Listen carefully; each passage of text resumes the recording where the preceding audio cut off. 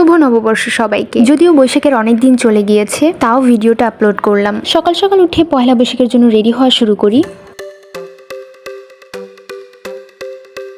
Ready হয়ে আমি আর আমার ফ্রেন্ড মিলে চলে যাই কলেজের মেলা ভিজিট করার জন্য। দুজনে মিলে রিক্সায় বসে বসে ঢং করতে করতে চলে যাই। যেই দেখি কলেজের সুন্দরীদের মেলা, চারপাশে লাল সাদা একটা অন্য ধরনের ভাইব ছিল। আমরা ফার্স্টেই চলে যাই সাংস্কৃতিক অনুষ্ঠানটা যেখানে হচ্ছিল সেখানে। ওই জায়গায় বেশ ভালোই ভিড় ছিল, তাই আমরা বেশিক্ষণ দাঁড়াই। আর বৈশাখের দিন বেশ ভালোই গরম পড়েছিল, তাই অনেক বেশি ভিড় অ্যাভয়েড করাই ভালো। এরপর আমরা মেলা ভিজিট করা শুরু করি। মেলায় অনেক ধরনের জিনিসপত্র বিক্রি হচ্ছিল, জুয়েলারি, বিভিন্ন ধরনের অ্যাক্সেসরিজ, বিভিন্ন ধরনের খাবার আর অনেক কিছু।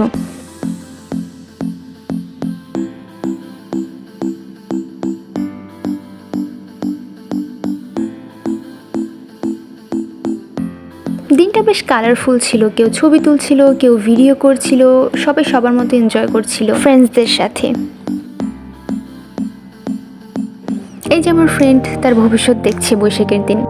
কলেজে কিছুক্ষণ থেকে আমরা চলে গেলাম রমনা পার্কে। ওই দিন এত বেশি ভিড় ছিল রমনা পার্কে, এত বড় প্লেস হওয়ার সত্ত্বেও ওই দিন মানুষের জন্য হাঁটা যাচ্ছিল না, আর গরমও ছিল প্রচুর, তাই আমরা ওইখানেও বেশিক্ষণ স্টে করিনি। আমরা ঘুরে ঘুরে কিছু ফাঁকা জায়গা খুঁজে ছবি তুলে এসে পড়ি। যদিও ফাঁকা জায়গা খুঁজে পাওয়া খুবই মুশকিল ছিল। সবুজের মাঝে চারপাশে লাল সাদার ছোঁয়া ভালোই লাগছিল, যদিও গরম আর ভিড় অসহ্যকর ছিল। ছবি তোলা ভিডিও করা শেষ করে আমরা বাসার উদ্দেশ্যে রওনা দেই। ওই দিন রমনা পার্কের ভেতর অনেক কিছু বিক্রি করছিল। নর্মাল ডেসে রমনাতে এভাবে দোকান দেওয়া নিষেধ থাকে। এভাবেই আমার বৈশাখের কালারফুল ডেটা গেল ফ্রেন্ডসদের সাথে। তোমাদের দিন কেমন গিয়েছে বা কে কি করেছো অবশ্যই জানাবে।